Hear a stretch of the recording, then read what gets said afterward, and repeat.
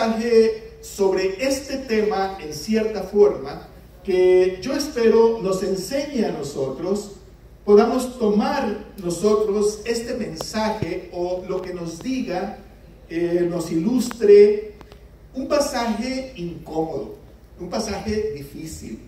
Algunas personas llegaron a decir, esto no es parte de los manuscritos y todo eso, del lenguaje y todo lo demás es diferente. Y bueno, porque no es fácil no solamente profundizar en esta palabra y en este relato, sino más que otra cosa, lo que tiene que decir para nosotros. Son esas palabras como sentirnos aludidos por esto. Yo espero que en la medida que vaya exponiendo la palabra, por un lado, podamos capturar los acontecimientos del momento, así como se relatan, se describen, podamos capturar los detalles, pero el propósito no es tanto que hagamos nuestra película de lo que pasó y entonces en esa película miremos el escenario y todo lo demás, sino como les decía al principio, ¿qué tiene que ver con nosotros? ¿Qué nos dice? ¿Cómo nos alude? ¿Cómo habla de nosotros este pasaje, ¿no? Y yo no me sorprendería si alguno de ustedes, si alguien dijera, no, eso está muy complicado, eso no me gustaría meditar en eso, bueno, no lo entiendo, o algo así, ¿no? No me sorprendería, pero yo espero que la palabra del Señor nos diga algo esta mañana. Como una manera de ponerle un título que a lo mejor hasta se lo cambiaría si pudiera, pero de alguna forma quiero presentar así como el tema general y le llamo Aprendiendo a ser defensores. Aprendiendo a ser defensores porque en algún momento nosotros buscamos algo que nos defienda, sobre todo en esos momentos críticos, complicados, dolorosos. Quisiéramos un escudo, quisiéramos un héroe, quisiéramos alguien que saliera al frente y nos librara del acoso, de la acusación, del dolor, de la complicación de todo esto, ¿no? Y esta historia tiene que ver entonces con estos personajes que se acomodan en un drama, en una tragedia, ¿no? El Evangelio según San Juan, capítulo 4, a partir del verso 2, nos relata lo siguiente. Al amanecer, se presentó de nuevo en el templo. Toda la gente se le acercó y él se sentó a enseñarles. Los maestros de la ley y los fariseos llevaron entonces a una mujer sorprendida en adulterio y poniéndola en medio del grupo le dijeron a Jesús: Maestro, a esta mujer se le ha sorprendido en el acto mismo de adulterio. En la ley Moisés nos ordenó apedrear a tales mujeres. ¿Tú qué dices? Con esta pregunta le estaban tendiendo una trampa para tener de qué acusarlo. Pero Jesús se inclinó y con el dedo comenzó a escribir en el suelo. Y como ellos lo acosaban con preguntas, Jesús se incorporó y les dijo: aquel de ustedes que esté libre de pecado, que tire la primera piedra. E inclinándose de nuevo, siguió escribiendo en el suelo.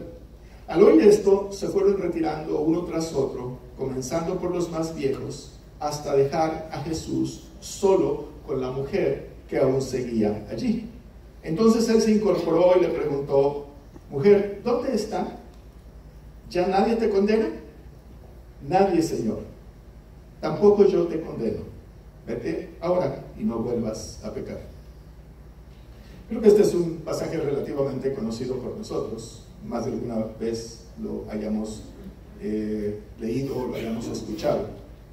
Pero el propósito que yo tengo ahora es, les decía, cómo introducirnos en la historia y mirar qué tiene esto que decirnos a nosotros. El relato y la forma que nos va diciendo es algo aparentemente muy simple. No parece que encierre mayor secreto, mayor trasfondo. Es algo muy obvio, ¿verdad? Es decir, el Señor está enseñando y es interrumpido en ese momento en que enseña, es interrumpido por un grupo de maestros de la ley y fariseos, estas personas estrictas, estas personas exigentes, para los cuales el cumplimiento de la ley era objeto de vigilancia, era objeto de cuidado. Ellos se encargaban de estar calificando quién cumplía la ley y quién no. Y entonces estos individuos llevan a una mujer sorprendida en adulterio y la ponen en medio del grupo y hablan a Jesús. Si podemos imaginar el escenario, ¿verdad? Probablemente el adulterio para ese tiempo significaba algo muy distinto de lo que significa para nosotros ahora. En un tiempo vivimos en que pues gozamos de una libertad, gozamos de una cantidad de derechos, de prerrogativas, en que probablemente a nadie se le acusara de esta manera como esta mujer fue acusada. Es puesta en medio, dice aquí, ¿verdad? ¿Cómo se sorprende a una persona en este acto? Hay una versión de la Biblia, la nueva traducción actual, que dice que esta mujer fue sorprendida teniendo relaciones sexuales con un individuo que no era su marido. Y bueno, ya eso es mucho más claro. ¿Y cómo se atrapa a una persona así y cómo se le conduce? Debe haber sido una situación bastante lamentable, porque ustedes se pueden imaginar los varones erigidos en esa especie de policía moral, una mujer sorprendida en el delito, ¿cómo la llevaría? ¿Así, tranquilamente, feliz de la vida? Es decir, ¿qué tipo de violencia se ejercía contra ella? Las acusaciones son flagrantes, esta mujer no tiene defensa, no hay manera de poder decir, hombre, pues parecía esto, pero no era, no tiene defensa.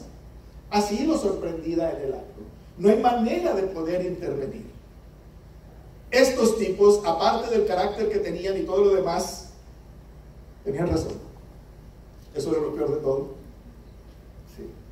Y entonces, al traerla, aquí hay un escenario como de buenos y malos, y la traen a Jesús, y la acusación es sumamente clara.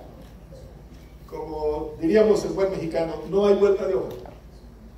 Esta mujer ha sido sorprendida en el acto mismo de adulterio. En la ley Moisés nos ordenó apedrear a tales mujeres. ¿Qué se puede decir? ¿Qué podemos decir? Así dice la ley. No hay manera de decir otra cosa.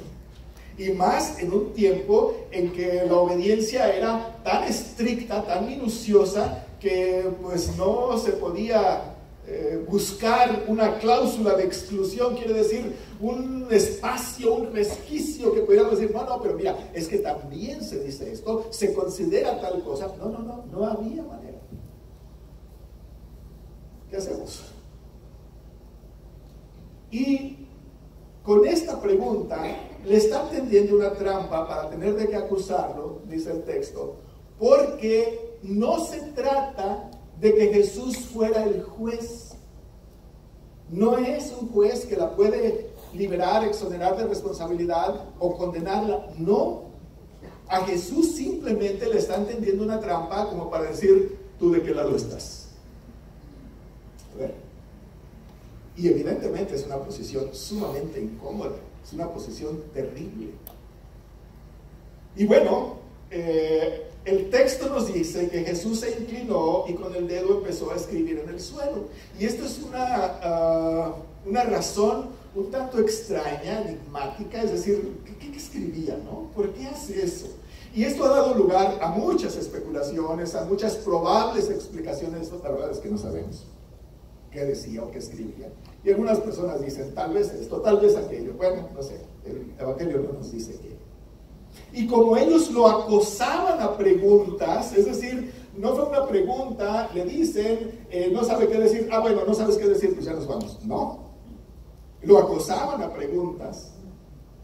Y entonces, dice el texto, el Señor se incorpora, se levanta y dice algo sumamente sencillo, pero por sencillo pareciera ser más fuerte que la misma acusación. Lo que él dice no es una defensa, Lo que él dice no tiende a proteger a quien ha cometido una falta real, grave, sino simplemente los confronta a su responsabilidad. Aquel de ustedes que esté libre de pecado, tire la primera piedra. Y esto parece ser mucho más fuerte, mucho más complicado que la misma acusación. ¿Cómo esta respuesta tan sencilla, tan simple, pareciera ser a tener más valor que esa misma palabra que se decía contra ella? Inclinándose de nuevo, sigue escribiendo en el suelo.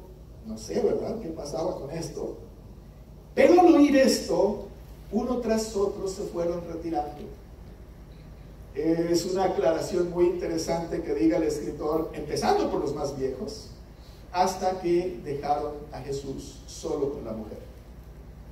O sea, el Señor está enseñando, vienen ellos, le hacen esta acusación, le presentan a esta persona, él se inclina, la primera vez se incorpora, les dice esto que acabamos de mencionar, sigue inclinado, y cuando se incorpora ya no están los acusadores, solo está la mujer. Y bueno, aunque no es mi intención que dibujemos nuestra película mental, pero nos podemos imaginar cómo queda esta mujer. Y la pregunta a ella es, mujer, ¿dónde están? Unas versiones del Evangelio agregan, los que te acusaban. Ya nadie te condena. Dice, no hay nadie que esté aquí confrontándote, diciéndote de cosas. Ella dice, nadie, Señor. Y entonces ahora él dice algo más, igual de fuerte, igual de impactante. Tampoco yo te condeno. Qué sencillez de palabras tan breves, pero con tanto contenido, tan impactantes. Ahora vete, no vuelvas a pecar. Esta es una historia, les decía, difícil, porque si nosotros entráramos un poco en los detalles, diríamos, estos hombres, maestros de la ley y fariseos, ellos mismos, pues, estaban ubicados en una posición que no era muy cómoda, pero así les habían enseñado. Toda su vida se habían dedicado a estudiar la ley, toda su vida se habían dedicado a este oficio de estar observando el cumplimiento de la ley. Tampoco ellos tenían la culpa de una situación de este tipo. En cierta forma, ellos estaban cumpliendo simplemente con el oficio que habían elegido o que los habían elegido para eso. Pero esta acción, este acontecimiento, parece ser que no deja bien parado a nadie. Es decir, no es una posición fácil para estos. Yo no sé si alguien se siente bien en el papel de malo de la película o del escenario. Yo no sé si alguien se siente bien siendo verdugo de los culpables. No sé. Yo me imagino que no, o quiero imaginarme que no. Pero ellos habían sido formados así y eran fieles a su formación, a la enseñanza que habían recibido. Este acto que acaban de ver, esta acción de esta mujer, les duele, los lastima por toda esa formación, por todo ese aprendizaje. Y entonces simplemente lo que asumen es lo más obvio, lo que ellos sentían que les correspondía. Pero aquí el tipo incómodo pues es Jesús, porque Jesús ha estado enseñando, y lo que Jesús enseña no va de acuerdo a lo que ellos pensaban, a lo que ellos creían, a lo que ellos habían aprendido, a ese oficio al que habían entregado su vida. No iba totalmente de acuerdo. La nota discordante, la nota complicada, difícil, la da Jesús, ¿verdad? Porque él se había caracterizado por esto. Entonces había que recurrir a una manera de poder confrontar la posición de Jesús y decirle, a ver, aquí no tienes razón. Tu propuesta, tu mensaje, a donde nos quieres llevar, no es muy razonable, no está bien, no es correcto. Y en cierta forma probablemente tenían razón. Así que, ¿qué está en juego aquí? Aquí está en juego la vida de una persona. No cualquier persona. Las mujeres, como ya hemos mencionado en más de algún momento, eran algo así como las perdedoras de la historia. Es que no tenían ningún derecho, eran propiedad de alguien. Esta mujer ha atentado contra la propiedad. Se ha arrogado un derecho que no le corresponde. Interesantísimo, porque la ley, Levítico 20:10, no decía que las mujeres murieran apedreadas así. Decía, si mal no recuerdo, indefectiblemente el adúltero y la adúltera morirán apedreadas. Entonces yo aquí en mi propia película digo, pero él corría más que ella, ¿verdad? Así que él escapó, ¿verdad? Pero ella no. ¿Sí me explico?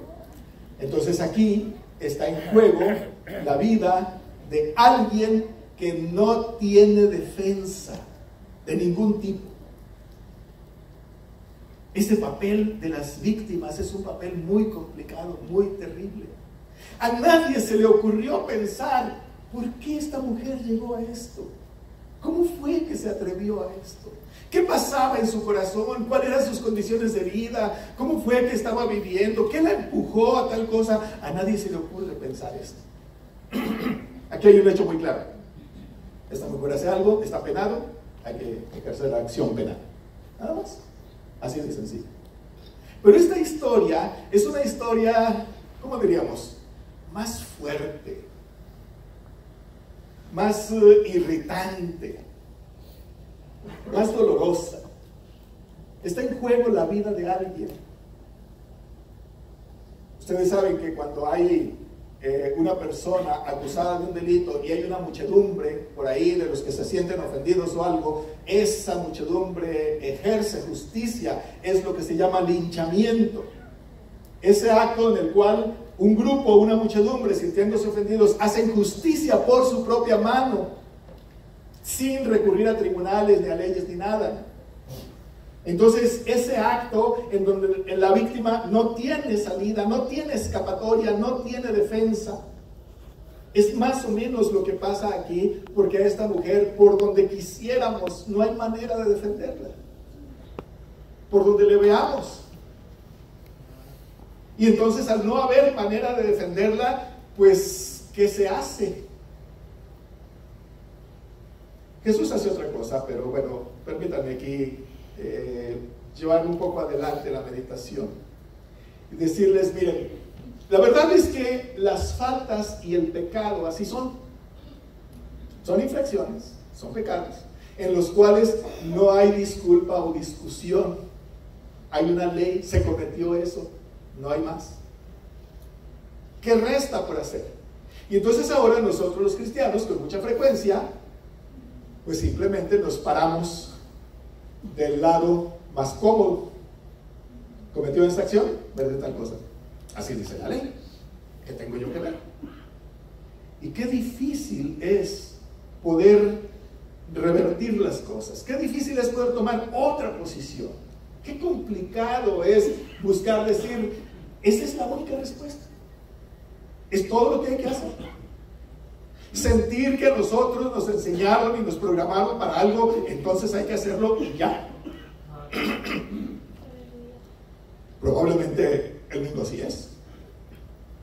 Generalmente, disculpen, en las acciones, las leyes, los reglamentos están sometidos entonces a un criterio, a una forma, ¿verdad?, en donde simplemente hay que ejecutar la acción. ¿Quién da la cara por las víctimas? ¿Quién da la cara por las personas que llegaron a esto? Y fíjense ustedes que a través de la historia hay una cantidad de escenarios que podemos nosotros observar con cuidado.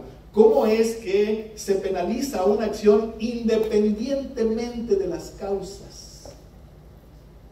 Y generalmente las historias nos presentan relatos así. Ustedes van a ver historias donde pasaron cosas y hasta hay monumentos donde dice aquí pasó esto, pero jamás nos dicen por qué. ¿Qué hay detrás de esa historia, de ese relato? Y esto pareciera ser que es lo que mueve a Jesús, el por qué. No la acción propiamente, sino en un escenario mucho más grande. Recordarán ustedes que la meditación anterior, cuando se hablaba del siervo, ¿verdad? El Señor decía, porque el Hijo del Hombre vino para servir, para dar su vida en rescate, en liberación por muchos. Y esta es una manera como Jesús lo hace, arriesgándose entonces a ser acusado de que está infraccionando la ley, está defendiendo delincuentes. ¿Cómo se le puede llamar a una mujer sorprendida del acto de adulterio? ¿Adúltera? Bueno, hay maneras más feas, pero bueno, este es el punto. ¿Cómo se defiende a alguien así? Y entonces Jesús rescata otra actitud. Hay un escritor por ahí hablando de todo esto de las víctimas, hablando de todo esto, de esta situación complicada. Escribe un artículo acerca de estas personas que salieron de Centroamérica y que están ahorita refugiados en la frontera en México, ¿no? Y dice él, no se les rechaza, ni se les critica, ni pues se les acusa por ser centroamericanos o por ser indocumentados, así como tampoco se rechaza a alguien por ser musulmán o algo así, se les rechaza por ser pobres. Porque si tuvieran dinero no estarían ahí, ¿verdad? Entonces, lo que se desliza es otra cosa, es otro interés. Algo así como que en este linchamiento, ¿verdad?, donde todos tomamos partido y decimos de cosas y vociferamos de un lado y de otro, ¿verdad?, que nos gusta de alguna manera observar ahí el ambiente en donde nosotros estemos ubicados en ventaja, ¿no? Estos maestros de la ley y estos hombres, pues evidentemente estaban del lado correcto. Ellos eran los que emitían el juicio. O como decimos popularmente, tenían el sartén por el mango, ¿verdad? Pero la acción de Jesús nos confronta, y por eso les decía al principio de la meditación, es un tema difícil, es un tema complicado. Nos confronta entonces de él, porque si bien le estaban tendiendo una trampa y él entendía de qué se trataba, entonces, ¿cuál es el argumento? ¿Cuál es la manera de poder defender a alguien que está en juego su vida? Ojalá fuera solo su honra, ojalá fuera solo el prestigio. En las comunidades de ese tiempo eran comunidades muy pequeñas, todo el mundo se conocía. Probablemente ya tenía un calificativo, una acusación esta mujer, pero está en juego su vida. Y es esta la parte más interesante entonces de esta historia, por eso es tan dolorosa y por eso es tan complicada. Entonces la única manera que queda es confrontarnos. ¿Quién tiene la calidad moral? ¿Quién tiene las cualidades? ¿Quién tiene las características para asumir la responsabilidad de juzgar? Y ya ven ustedes, hay personas que no solo juzgan,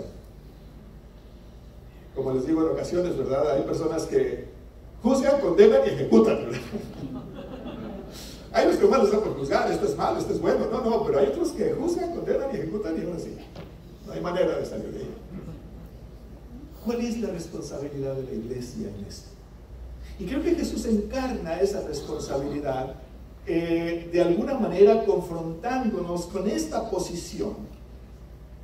Aquel de ustedes que esté libre de pecado, que tire la primera piedra. Y ustedes saben, esta se ha hecho una frase muy popular. Se ha convertido en una frase que decimos a diestra y siniestra, pero detrás de esto hay una posición tan delicada, de tanto riesgo, está de por medio la vida de una persona. ¿Será entonces que el Señor se dedica a defender lo indefendible? ¿A quienes no se debe defender? ¿Qué es el papel que hace el Señor entonces? Y hay una característica en esto que nosotros necesitamos tomar en cuenta, principalmente para rescatar la vocación, el llamado que tiene la iglesia. ¿Cuál es su responsabilidad como iglesia? Y entonces esta es la postura que toma el Señor, ¿no? Es decir, ¿quién de nosotros Era tan buena gente, tan buena persona, tan buenito, que no necesitaba de la misericordia y del perdón del Señor. Y entonces ahora yo voy a poner así como los fariseos, ¿verdad? A ver, ¿quién de ustedes es tan bueno, tan buenito, que no necesita del perdón del Señor, verdad? Y si nadie de nosotros era así, ¿qué fue lo que recibimos de parte del Señor? Yo no sé si alguna vez ustedes hayan sido avergonzados por algo, hayan sido exhibidos públicamente por algo, o ante alguna persona que los acusa y les dice, mira, este metió la pata, mira, este hizo esto, este hizo aquello. Yo no sé si ustedes hayan estado en esa posición, pero qué incómodo es, qué terrible es. Y lo más complicado, lo más doloroso es cuando esto es cierto. ¿Qué hace uno? ¿Cómo le hace? Y entonces aquí es donde a mí me interesa que nosotros nos adentremos en la historia, nos metamos en el papel del personaje para decir, nuestra vocación, nuestro llamado es el rescate. Nuestro llamado es salvar la vida. Nuestro llamado es cómo rescatar esta víctima, porque al final de cuentas la misma persona que cometió el error también es una víctima. De alguna forma estas infracciones que popularmente llamamos pecado nos han victimizado a cada uno de nosotros. La diferencia es que algunos tienen memoria y otros no, ¿verdad? A uno se nos olvida muy rápido. Recuerdo cuando estábamos trabajando con un grupo de padres y adolescentes, y bueno, en toda la problemática de los adolescentes que pues se trataba y se demostraba, ¿verdad? Pues había muchas quejas de los padres. Es que mi hijo hace esto, es que mi hijo hace aquello y todo lo demás. Y entonces cuando fuimos analizando por qué de cada conducta, para poderlo ilustrar, lo único que se me ocurrió es decirle, acuérdense cuando ustedes fueron adolescentes. Y años. Porque luego los padres parece que padecemos amnesia, ¿verdad? Y llegada a cierta edad se nos olvida cómo fuimos nosotros. Y todo lo que hicimos y todo lo demás. Así que en este contexto de pecadores, y unos más, otros menos, hay algunos que se nos olvidan muy rápido. ¿De dónde fuimos rescatados? ¿Cómo fuimos llamados? ¿Qué ha pasado con nosotros? Y entonces al olvidársenos, pues es muy fácil fijarnos, no, pero la situación actual es esta. No, pero lo que está pasando ahorita, y nos encantan los detalles al respecto, ¿verdad? Entonces aquí destaca esta posición de Jesús. Les decía, una posición difícil, no es sencillo, no es agradable. Probablemente es el lugar que menos escogeríamos nosotros. Como cuando nos hacen esta presentación de una situación así, de un juicio, y nosotros decimos, no me pongas en ese lugar. ¿Por qué? Porque lo que digan va a ser complicado. No hay escapatoria. La posición de siervo, entonces, en el contexto de la iglesia, lo que tenemos que hacer, la responsabilidad que nos ocupa es esa. Ser siervo no es fácil. Estar bajo la autoridad del Señor, estar sometido a esa servidumbre, no es algo sencillo. Y por esa razón a veces entendemos, ¿no? Yo me imagino que más de algún fariseo, pues no se sentía bien empujando a esta mujer y llevándole al Señor y en la exhibición de lo que había pasado y todo lo demás. Más de ninguno no se sentía bien, pero tenía que decir, bueno, pues es que, pues esa es mi responsabilidad y yo tengo que elegir mi responsabilidad. A veces los buenos son terriblemente malos. Y a veces los malos no son tan malos. ¿Sí? Para nosotros nos gustan las historias de buenos y malos, ¿no? Es muy fácil identificarse con los buenos. Pero en esta historia nos dice algo a nosotros particularmente. Independientemente de que hayamos sido exhibidos, de que hayamos sido acusados en público, y haya mucha gente mirándolos, acusándolos, independientemente de eso, ustedes saben que ustedes y yo hemos sido culpables. y no hay manera de defendernos. Pero hay un contenido ahí, hay una parte, a lo mejor muy pequeñita, que con frecuencia pasamos por alto, y es la misericordia. Es algo a lo que acude constantemente el Señor. Y fíjense que la palabra misericordia ya en sí misma lo que significa es algo doloroso, ¿no? Literalmente significa que duele el corazón, o cuando alguien lo expresa, fue conmovido sus entrañas, algo así como se nos hace un nudo el estómago. La palabra misericordia habla de un efecto de dolor, de un efecto de incomodidad, no de ser buenito, no de disfrutar exonerando. No, la palabra misericordia es una palabra dolorosa. Y evidentemente eso es lo que pasa con Jesús. Ver el dolor de todas partes. Fíjense que el Señor no acusa a los fariseos. No les dice, ustedes son malos, ustedes son terribles, ¿cómo es posible? No los acusa. Probablemente hasta en cierta manera les da la razón. Ese era su trabajo y eso es lo que les correspondía. Pero qué trabajo tan doloroso, qué trabajo tan complicado. Hay relatos de que en pasajes políticos en países del Cono Sur había policías que trabajaban como torturadores al servicio del gobierno, al servicio del pueblo, pero ese era su trabajo, torturar. Y luego dicen los historiadores, los cronistas, ¿verdad? Ese hombre que en el día trabajaba infringiendo dolor, torturando gente, golpeando, haciendo y todo lo demás, pues terminaba su trabajo, se lavaba las manos, se ponía su ropa, se iba a su casa, cenaba muy a gusto con su familia, acariciaba a sus hijos. Híjole, a mí no cabe en la cabeza todo esto, ¿no? Pero si se los menciono, es solamente para decir cuál es la responsabilidad de nosotros en este escenario. ¿Qué es lo que nos mueve a nosotros? De tal forma entonces, de que hacer honor, honrar el llamado del Señor en este aspecto, probablemente no nos agrade, no nos complazca, no nos haga sentir bien, pero finalmente es nuestra responsabilidad y nuestra lealtad al Señor. ¿Cómo ser leal a un Señor de misericordia? Este pasaje o esta palabra de la misericordia, como les decía, es tan dolorosa que por esa razón muchas personas pues no hacen uso de misericordia. ¿Por qué? Pues porque es muy doloroso, porque es muy complicado. Y entonces por esa razón entendemos a mucha gente, ¿no?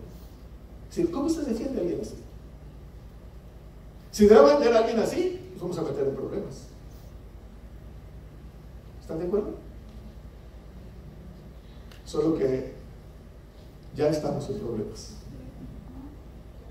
Es decir, nos metemos un poquito más solamente, pero ya estamos en problemas. Estar del lado de Jesús, estar del lado del Mesías Jesucristo, entender su papel y su responsabilidad en esta historia, ya es meternos en problemas. Y qué complicado. Este es el punto culminante, la parte cumbre, la cúspide de lo que es ser siervo. Solamente aquí entonces denotamos ese carácter y esa definición acerca de la noticia del Mesías Jesucristo, si nosotros la asumimos como nuestra y nos identificamos entonces con su llamado o no. Gracias a Dios esta historia termina bien, o cuando menos eso creemos nosotros. La mujer salvó su vida. ¿Sí? La mujer salió de este riesgo tan terrible que de un momento a otro a alguien se le ocurría tirar la primera piedra y entonces sí, no iba a ser la primera. Más de una mujer murió así, y de un hombre también. La Biblia relata pasajes de algunos que murieron apedreados. Entonces esto era relativamente común. Es decir, lo extraño, lo raro es lo contrario. Pero el punto entonces aquí es cuando en este pasaje complicado, esta acción directa, agresiva, despiadada de alguien no cumple, no llega hasta su cumplimiento, hasta el final, sino el Señor se incorpora, el Señor se levanta. Y al levantarse el Señor, estas dos veces que lo hace, primero para confrontar a los acusadores y el segundo para solidarizarse con esta mujer. Solidarizarse quiere decir identificarse, hacerse como uno con esa persona. ¿Dónde está? ¿Ya nadie te condena? Y bueno, ya se habían quedado ellos solos. Pues era bastante obvio, ¿verdad? No, Señor. Así como la libramos, ¿verdad? Pero el Señor le dice algo también muy importante: yo tampoco te condeno. Es decir, no voy a tomar partido cuando se trata de la vida de alguien. No voy a tomar partido en contra. Cuando se trata de rescatar la vida de alguien, voy a tomar partido en contra. Y les decía que esto es muy complicado porque ¿quién toma partido a favor de una adúltera? ¿Sí me explico? ¿Quién toma partido a favor de un delincuente? ¿Quién hace eso? Pues solamente aquella persona que hace honor a la misericordia. Solamente aquella persona que siente el nudo del estómago por lo que está ocurriendo ahí y reacciona entonces, toma acción en este momento. Yo tampoco te condeno. Ahora, lo que dice enseguida, vete, es algo así como, prosigue tu vida, solo que, una cláusula aquí también, una condición también, no vuelvas a pecar. Y acuérdense ustedes, pecar significa errar al blanco. En otras palabras, cuídate, cuídate. Tú no mereces eso. Eso no es vida para ti. Tú tienes un propósito mejor que este. Cuídate, no te vuelvas a someter a lo mismo. Es muy probable que hubo muchas condiciones que te llevaron aquí, pero ya, transforma para esto. Porque también está en nuestra mano ese tomar las decisiones adecuadas. ¿Cómo fue que todo pareciera ser conspiró para llevarte hasta este momento y entonces arriesgar tu vida, estar a punto de perderla por esta razón? Bueno, ya cuídate, recupérate. Habiendo salvado la vida, lo que queda es retroalimentar la vida, nutrir la vida, tomar las mejores decisiones, rescatar aquello para lo que estamos llamados. También aquí tengo que decirlo, ¿no? Hemos escuchado muchos testimonios que hablan de esas personas, ¿verdad? Que pudieron recuperarse y pudieron decir, este camino que llevaba, entendí, no era para mí. No merezco eso. El Señor tiene otro propósito para mí. Él quiere otra cosa para mí. Y cuando la iglesia ha tomado partido en eso y rescata, arropa para dar la oportunidad, abrir el espacio de esa recuperación, de esa restauración, entonces la iglesia hace honor a su llamado. Probablemente muchos no lo miren adecuado, no lo miren correcto. Una iglesia que